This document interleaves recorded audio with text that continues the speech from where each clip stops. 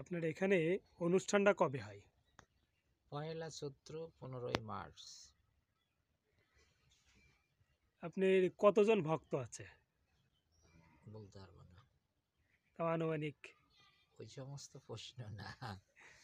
এইখানে তখন কি কি হয় আপনার এই যে যে ও কোনো কি অনুষ্ঠানগুলো হয়? লোকজন কম বেশি আমার অনুপ্রাণিত সাধুগুরু, জানা অজানা, দাওয়াত করা না করা নানা ধরনের মানুষের উপস্থিতি আছে এখানে।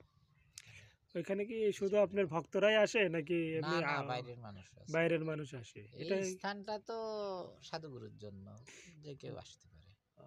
আচ্ছা আচ্ছা। হুম। তখন কেমন কি মানুষ হয়? কেমন কি মানুষ জানার না, কয়েকশো মানুষ হয়। এখানে কি কোনো খাবারের আয়োজন টায়োজন খাবারের থাকে? আয়োজন আমরাই করি, আমরা তো তাদের জন্যই এটা ওই দিন ফিক্সড করা, এবং যতটা পারি ওই পারপাসে চেষ্টা রাখি আর কি। এটা কি সাধুগুরুর সঙ্গে কয়েকদিন ধরে হয় নাকি একদিনের? 24 ঘন্টা। 24 ঘন্টা। তবে আসে আসে দু একদিন আগেও আসে কিছু কিছু মানুষ, যে যাওয়ার সময় দু একদিন পরে যায়। মূল অনুষ্ঠানটা হচ্ছে পহেলা চৈত্র 15ই মার্চ। এটা কি দিনের বেলা হয় না রাতে? দিনের বেলা না, দিনের বেলাই তো, দিন রাত দিয়েই হয়। 24 ঘন্টা। হুম। এখানে কি মহিলা কোনো ভক্ত টক্ত আসে কিনা? হ্যাঁ, ছেলে মেয়ে সবাই আসে, নানা ধরনের বয়সের মানুষ। ইনাদের থাকা টাকার কোনো ব্যবস্থা থাকার ট্যবস্থা আপনার? ব্যবস্থায় যে ঘর বাড়ি আছে, যে এর উপরে কেউ কেউ এখানে এসে বসে কাটায় এখানে, কেউ দেখা যাচ্ছে ওই মাটিতে, যার যেখানে ভালো লাগে সেখানে সময় কাটায়। আচ্ছা, ধন্যবাদ। হ্যাঁ, তো বাকারা, সোরাগাবি, আনাম, গ্রাম্য পশু, দেখা যাচ্ছে জারিয়াত, বিক্ষিপ্ত বায়ুরাশি, এরকম দেখা যাচ্ছে যে যা কিছু পৃথিবীতে আছে তাই নিয়েই কোরআন হয়েছে। হ্যাঁ, তো সেই পৃথিবীতে আমাদের বাংলাদেশেও আছে, তাই বলি কি আমি কোরআন খুঁজতে কি ভারত এসে যাব? হ্যাঁ, মক্কায় যাব নাকি? না, হ্যাঁ, কোরআন অনুবাদ করলে দেখা যাচ্ছে যে সব কিছু আমার বাংলাদেশে আছে। কোরআনের ভিতরে যা আছে, হ্যাঁ, এসব আমার বাংলাদেশেই আছে। তা আমার না কোরআন কোরআন। কোরআন নিয়ে অনেকেই অন্ধবিশ্বাস করি কোরআনের পিছনে দৌড়াচ্ছে। আমি যদিও মাদ্রাসা লাইনে কম বেশি লেখাপড়া, কোরআনের দুটো একটা শব্দের অর্থ জানি। হ্যাঁ, এই যার কারণে কোরআন নিয়ে আমি এত একটা ব্যাকুল ব্যস্ত না। আপনি কি কোরআনকে বিশ্বাস করেন যে এটা তো কোরআনকে অবশ্য বিশ্বাস করি। হাদিস? লালন শাহ বলেছে লাল ইরফানি কিতাবের এশায় যার জের জবর কিচ্ছু নাই। হ্যাঁ, তাহলে সেই কোরআনের জের জবর আছে, আপনার কোনো জের জবর আছে? আপনার ভিতরেও কোরআনের হরফ দিয়ে আপনার দেহ, আমার দেহ, পৃথিবীর যত জীবজন্তু আছে কোরআনের দেহের উপরে সৃষ্টি করা আছে, কিসের? যেমন কোরআনের হরফের উপরে সৃষ্টি করা আছে। যেমন আপনি দাঁড়ালে আলিফ হয়ে যাবে। যেমন মানে কি? তারপর বলেন, খুব এরকম ভালো অনেক একটা। কিছু আছে। আচ্ছা হ্যাঁ, আচ্ছা। তো এরকম অনেক কিছু যখন আধ্যাত্মিকে আপনি ঢুকবেন, তখন আপনার গুরু গোসাই দেখাই দেবে যে কোরআন কি জিনিস।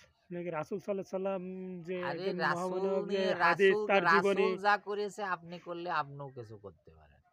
একটা কবি সহজে সহজে কি ছন্দ মিলাতে পারে? না, তার ভাব চেতনা করা লাগে, ধ্যান সাধনা করা লাগে। সে ভাবুক না হলে তার কাছে তো ওইরকম ধরনের ছন্দ আসবে না। আপনি আমি যদি ভাবসাগরে না ডুবি, তো ওখানকার এক কিঞ্চিত জল উঠাতে পারবো?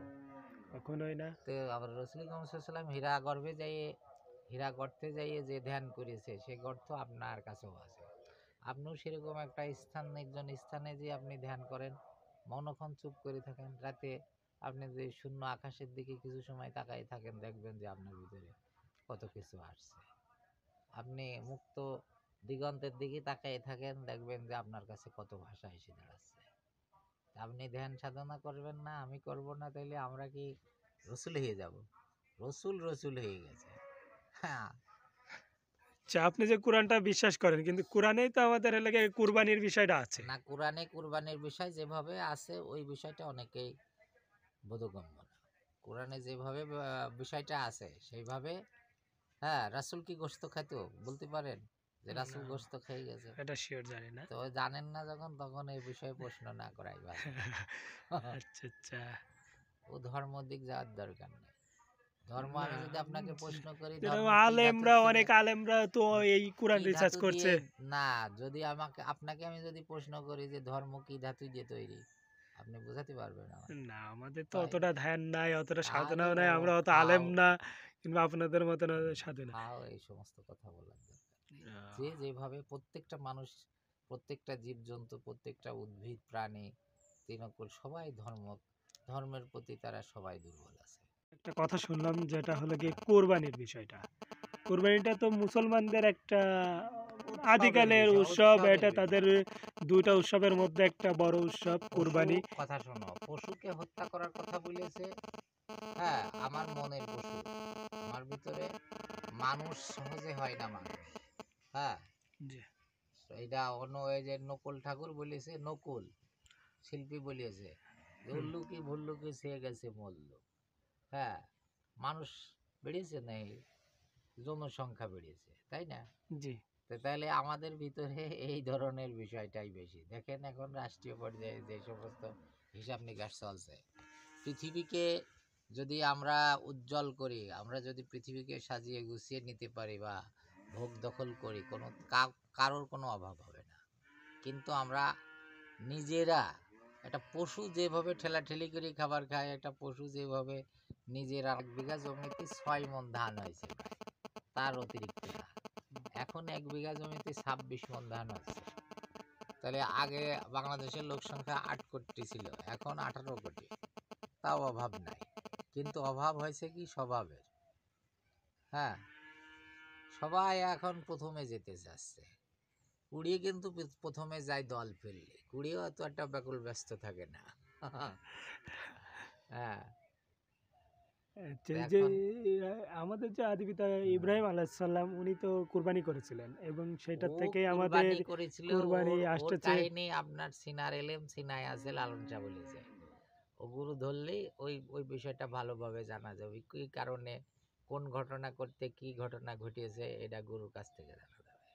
হ্যাঁ, আপনি কি ওই বিষয়ে কিছু বলবেন? আমি কি বলবো, আমার যেটুক জানা আছে সেটুক আমার অন্তরে আছে, আমি সেভাবে পরিবর্তন হয়েছি।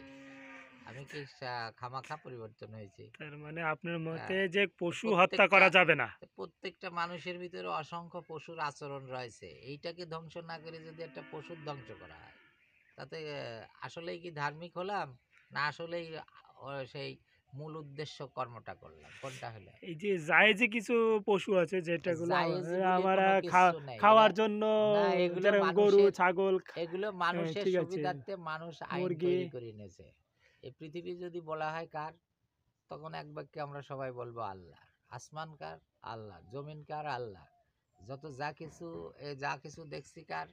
সবাই তখন বলবো যে আল্লাহ। তাহলে সমপরিমাণে অধিকারের অধিকারী না আমরা সবাই? তাহলে একটা পশুকে আমি অবাধে আমার শক্তি আছে, ধরি জবই করছি, খাচ্ছি, দাচ্ছি, হ্যাঁ, তার নিয়ে আনন্দ ফুর্তি করছি, এটা কি মনুষ্য কর্ম না? এটা অনেক কিছু, নিজের যখন বিবেক জেগে যাবে, বিবেকের থেকে তো সর্বোচ্চ আদালত নাই, না, এটা আছে কি? ঠিক, বিবেকের থেকে তাহলে বিবেক আদালত কি নাই। কথা বলে না? কিন্তু কারো আমাদের কারো তো বলে, কোরআন কারো বলে না। হাদিসের, আপনি কি এই যে হ্যাঁ, কোরআন কিংবা হাদিসটাকে আমি বেশি? কোরআন নিয়ে ব্যাকুল ব্যস্ত থাকিনি। কোরআন কি? কোরআন হচ্ছে জীবন ব্যবস্থা। কোরআনে অনেক সূরা, শাস্ত্রীয় জ্ঞান, হ্যাঁ, ইত্যাদির উপরে আমার দেশ ছাড়া। এখন সাধুগুরুর সঙ্গে ঘোরাফেরা করি, বাদবাকি এই যে এই জায়গায় অবস্থান করি, বাইরে কোথাও কোনো রাজনীতি, কোনো চার দোকানে যাইনি। অল্প একটু জায়গার ভিতরে চলাফেরা করি, ওই যে ব্রিজটা, ওইদিকে ওই ফাঁকটা। আর সাধুগুরু আসলে তাদের প্রয়োজনে আমার যেটা বাজারঘাট করতে হয়, এগুলো, আমার একটা মোটরসাইকেল অবশ্য দেখছো না, জি। ওইটাতেই আমি আমার প্রয়োজনগুলো মিটাই। আর বেশি একটা ভালো না লাগলে লালন সাইজের ধামে চলে যাই।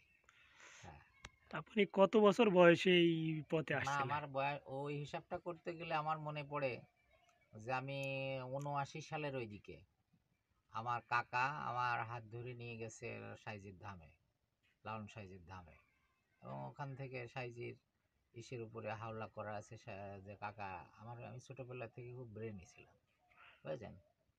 তা আচ্ছা, কাকা গান টান তার মানে করতো, যারা আমি দেখা যাচ্ছে, সাধনা হ্যাঁ, করেন তারা ব্রেনি লোক ছাড়া, এক কথা আমু, জ্ঞানী লোক ছাড়া সাধক হতে পারে না, এটা কিন্তু। এই এই লক্ষণগুলো দেখে সে আমার লালন সাইজির কাছে নিয়ে গেছে, এবং তার কাছে সে মন থেকে কি আরাধনা করছিল জানি না। হ্যাঁ, তাই আশা করছিল অবশ্য, তা না হলে হয়তো সাইজি আমাকে এরকম ভাবে গ্রহণ করেনি। তারপরে দেখা যাচ্ছে যে আমি 79 সাল থেকে কম বেশি আসা যাওয়া, মাদ্রাসা স্যালাইনে একটু গ্যাপ হয়েছে কিছুদিন, মাঝে মধ্যে হয়তো যাইনি। তবে ওঠা বসার হিসাব নিকাশ আমার অনেক সাইজের ধামে, তবে কারোর সাথে আমি পরিচয় হতে যাইনি, বিষয়টা হয়েছে এইটা। আচ্ছা, আপনি একটা তারপরে আমার ধর্মগুরু যাদেরকে ভালো লাগতো তাদের এরকম ভাবে তাদের কাছে গেছি, তারা আমাকে ভক্ত হিসাবে মেনে নেওয়ার জন্য অনেক চেষ্টা করেছে। তো কারো কারো দেখা যাচ্ছে আমার ডিসলাইক হয়েছে, যে সে গুরু জ্ঞানে কথা বলছে অথচ তার ভিতরকার ময়লাটাই সে এখনো পরিষ্কার করতে পারেনি, নানান কিছু। যে পরিবেশেই গেছি দেখা যাচ্ছে সেখানে কিছু ভুলভাল নিজের অন্তরে ভিতরে ধরা পড়ে গেছে, যে এরা কি নিয়ে বসে আছে, এরা গুরু সাজিয়েছে, এই সাজা গুরু তো সাজাই পাবে। হ্যাঁ, সাজাগুলো সাজাই পাবে। সাজাই পাবে। তো এই জন্য পরে দেখা যাচ্ছে আমি তাদের কাছে ওঠা বসা করি, কেউ কেউ এমন প্রবণতা লাভ করছে, লোভ দেখাইছে যে তুমি আমার ভক্ত না হওয়া পর্যন্ত তোমার সাথে তেমন কোনো কথা বলা যাবে না। আমি বলেছি যে আচ্ছা আপনি কি দিয়ে ভক্ত করবেন করেন, তা আপাতত চাইল পানি দিয়ে আর দেন, চাল খাই। আমার কথা যে চাইল খাবো তো, চাল খায় যদি বস্তা তোমার বস্তা চাল খেয়েও যদি আমার জ্ঞান আসে ভালো, হ্যাঁ অল্প খেয়ে যদি জ্ঞান আসে তাও ভালো, দেন। এভাবে নিয়ে তার কাছে দেখছি শুনছি, পরবর্তীতে দেখি যে তাদেরই ভিতরে কূপমণ্ডকতা আশ্রয় করে বসে আছে। হ্যাঁ, সেখান থেকে পরে পরবর্তীতে সরে আসছি।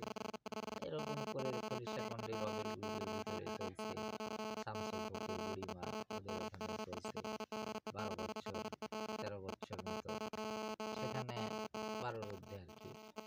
সেখানে চলতে চলতেও তাদের ওখানেও আর থাকা হলো না। হ্যাঁ, তাদের ভিতরেও কিছুটা যে সমস্ত কিস্সা কাহিনী দেখছি, নিজের মনকে আসলে বুঝ দিতে পারিনি। হ্যাঁ, মানে আপনি প্রথমত অনুপ্রাণিত হয়েছিলেন হ্যাঁ, আপনার চাচার কাছ থেকে। হ্যাঁ, চাচা এবং চা- চাচাতো ভাই, চাচা এবং চাচাতো তারা ভাইয়ের কাছ এভাবে থেকে। আমাদের মতোই বসে, এখন আমরা যেভাবে বসে আপনি সময় কাটাই এইভাবে তারা বসে। তার মানে আপনি লেখাপড়া কত দূর করছেন? লেখাপড়া আমি ডিগ্রি পর্যন্ত করছি জেনারেল লাইনে, জানেন? অ্যারাবিক লাইনে খারিজি মাদ্রাসায় ফার্সিখানা পর্যন্ত পড়ছি।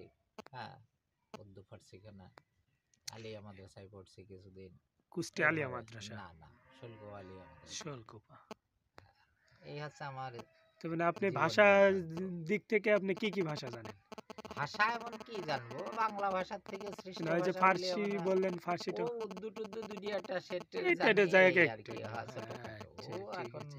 মনের কাছে লালন সাইজির একটা কথাই সব মিশিয়ে দিছি। হ্যাঁ, এক সময় হয়তো ওইগুলো বলার একটা অভ্যাস করার চেষ্টা করতাম, ইংলিশও বলার চেষ্টা করতাম, কিন্তু এখন দেখি যে সাইজি বলেছে যে শিখবি যদি আরবির বলে আগে বাংলা লগে পাস করি। হ্যাঁ, আরবি হিন্দি হিব্রু ইংলিশ যাই যা করুক, আমার প্রভু কেন আমাকে বাংলাদেশে পাঠাইছে এই বিষয়টাই আমাকে আশ্চর্য করেছে। হ্যাঁ, যে বাংলা মায়ের কোলে আমাকে পাঠালো কেন? ইচ্ছা করলে তো সে বিশ্বের অন্য প্রান্তে আমাকে পাঠাতে পারছে। হ্যাঁ, নিশ্চয়ই। তাই নিশ্চয়ই আমাকে এখানে পাঠাইছে, তাহলে এখানেই আমার এইটাকে আমাকে ভালোভাবে জানতে হবে। তখন মানে আমি, মাতৃভাষাটাই আগে। হ্যাঁ তখন, হ্যাঁ তারপরেও কম বেশি ডক্টর শহীদুল্লাহর মতে দেখা যাচ্ছে, ভাষাবিদ ডক্টর শহীদুল্লাহ, তো তার মতে আছে না যে মাতা মাতৃভাষা মাতৃভূমি স্বর্গের থেকেও গ্রহেশী, তাই না, তা তো উত্তম অবশ্যই। বস্তু। তো তাইলে আমার মাতৃভাষাটাই যথেষ্ট, আমাকে কি বলছে না বলছে তার প্রাণের কথা মনের কথা তার জ্ঞানের কথা আমি বাংলা ভাষায় বললে স্পষ্ট বুঝতে পারবো। তখন আর আমার অন্য কোনো ভাষা শেখার ইচ্ছা আমি করিনি। তারপর আমি বিদেশে গেছি। হ্যাঁ, মালয়েশিয়া গেছি, 1 বছর 10 মাস মতো ছিলাম। তো সেখানে যে ভাষা, ও ভাষা কম বেশি হালকা বুঝতে পারতাম, তাদের সঙ্গে কম বেশি মত বিনিময় করেছি ইংরাজি দিয়ে এবং মালয় ভাষা। হ্যাঁ, ওদের ওই ভাষা আমার প্রাণ জল না। হ্যাঁ, প্রাণকে স্পর্শ মাতৃভাষাটার একটা করেনি। তৃপ্তি হ্যাঁ, অন্যরকম। হ্যাঁ। আপনি কি যার জন্য মালয়েশিয়াতে গেছিলেন কি আপনার হলো কি কর্মজীবনের জন্য, নাকি কোনো সাধনার জন্য, কর্মজীবন না, নাকি আমার কোনো একটা কিছু না, অধ্যয়নের জন্য? আমার একটা পরিবেশ সৃষ্টি হয়ে যায় জীবনের। আমি যখন বাড়ি ছেড়ে দিলাম, পথের মানুষ হয়ে গেলাম, তখন আমার শ্বশুর শাশুড়িরা চিন্তা করতে লাগলো যে আমাদের মেয়ে নিয়ে এই সমস্যা, কি করবে না করবে। তা আমার একটা জ্ঞান ছিল, আমি টিউশনি করলেও মনে করেন এসএসসি এইচএসসি ছেলেবেলে টিউশনি করে জীবন কাটাতে পারতাম। হ্যাঁ, কারণ আমি ছোটবেলা থেকেই ছেলেবেলে টিউশনি করি। হ্যাঁ, আচ্ছা আচ্ছা। তা আমি সেগুলো যখন ছেড়ে দিলাম, তারপরেও আমি ডিজেল ইঞ্জিনের কাজ জানি। হ্যাঁ। আসসালামু আলাইকুম। ভালো আছেন? আসসালাম, হ্যাঁ। আপনার পরিচয়টা আগে একটু জানতে চাচ্ছিলাম। আমার পরিচয় হচ্ছে, আমার জন্মস্থান হচ্ছে ঝিনাইদহ ডিস্ট্রিক্ট শৈলকুপা থানা, গ্রামের নাম মোহাম্মদপুর, ইউনিয়ন 2 নম্বর মির্জাপুর ইউনিয়ন, ও আপনি চড়িয়ার বিলের পাশে। এটা আমার মির্জাপুর। জন্মস্থান। আর এই সাইজির মত পথের, হ্যাঁ, প্রতি আকর্ষিত হয়ে আমার এই দিকে আসা। আপনি সাইজির ধামের পাশে সেউড়িয়াতে অবস্থান করার একটা ইচ্ছা ছিল, কিন্তু ওই টাইমে আমার ভাগ্যে জটেনি, যার কারণে এটা আমার শ্বশুরদের গ্রাম, বুঝলেন। এই শ্বশুরদের কাছ থেকে এই জায়গা জমিগুলো নিয়ে তারপরে আমি এরকম সাধুগুরুর জন্য এই আহ, জায়গাটা। তার মানে আপনি সাইজের আশেপাশে থাকার চেষ্টা করেছিলেন কিন্তু হ্যাঁ, আপনার সেটা হয় নাই। হুম, এখন যেহেতু শ্বশুরের গ্রামটা হুম। তার পাশে এই জন্য না, আর কি। তারা এই বিশেষ কারণে আমাকে রাখছে। কি আমার কারণটা? ছেলে মেয়ে নেই, অর্থ সম্পদ কম বেশি যায়, যতটুকু যা আছে তাদের মেয়ে নিয়ে একটা বিষয় তাদের চিন্তা আছে না। তা তো তো আছেই। তারা তাদের মতো করে জ্ঞান খাটাইয়ে যে আমাদের কাছে থাক, আমাদের মেয়ে আমাদের কাছে থাকলে থাকতে পারবে। ইন ফিউচার টাইমে দেখা যাচ্ছে তার যদি কোনো অর্থ শর্ত থেকে থাকে, সে মেয়ে ভোগ দখল করা সহজ হবে ইত্যাদি। আর আমাদের বাচ্চা কাচ্চা নাই, আমাদের চিন্তা চেতনা যে আমরা মারা যাব, সবকিছু 2-1 টাকা মারলেও যদি থেকে থাকে সেটা সাধুগুরু ভক্ষণ করবে, এই আছে, এতটুকু আশা।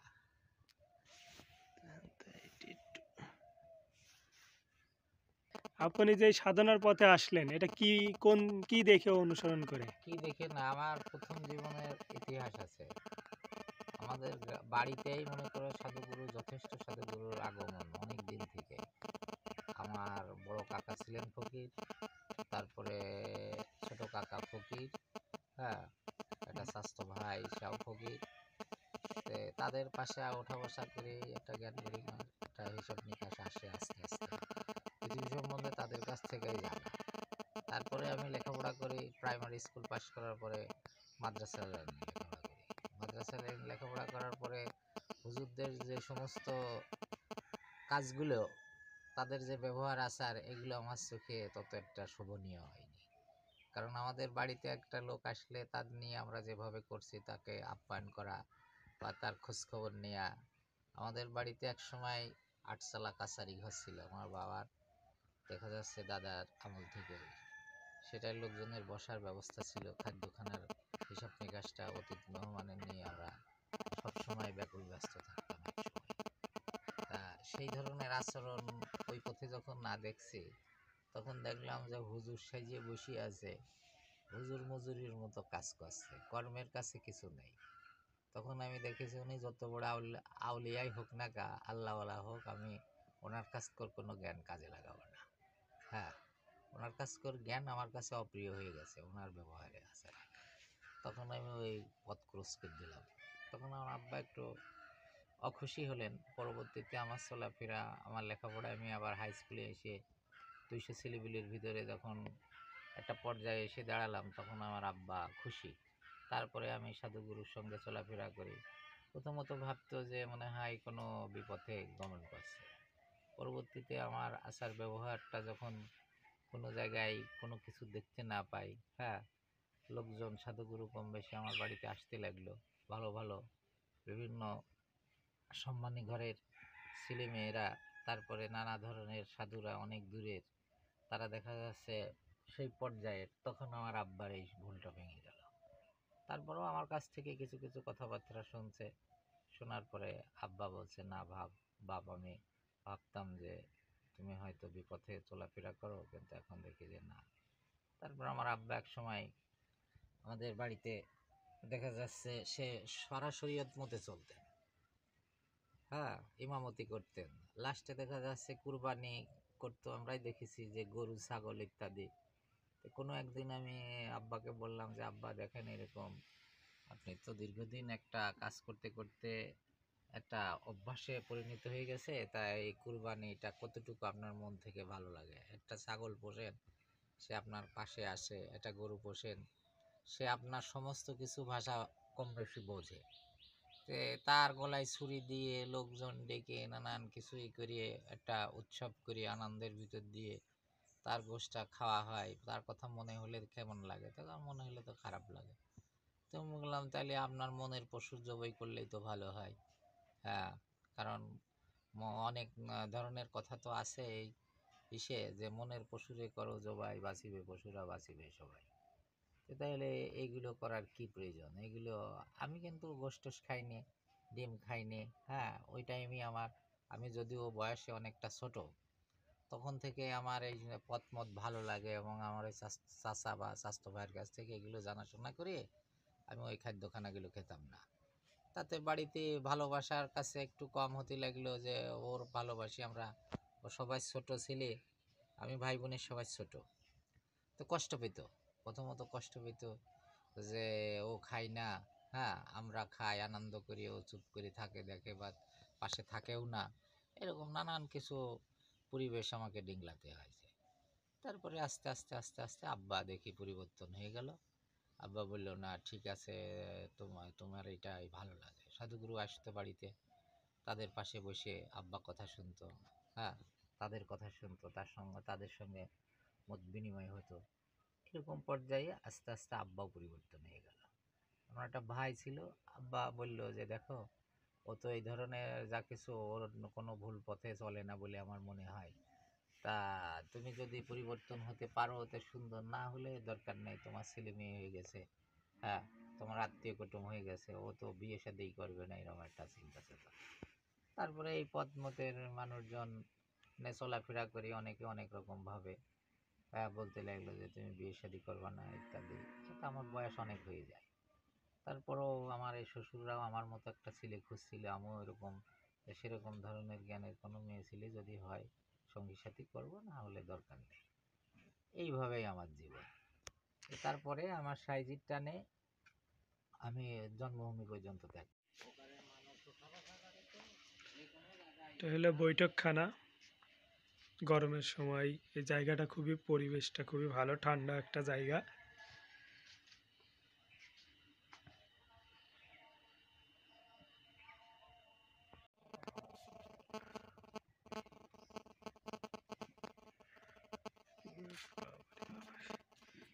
মিউজিকের মতো।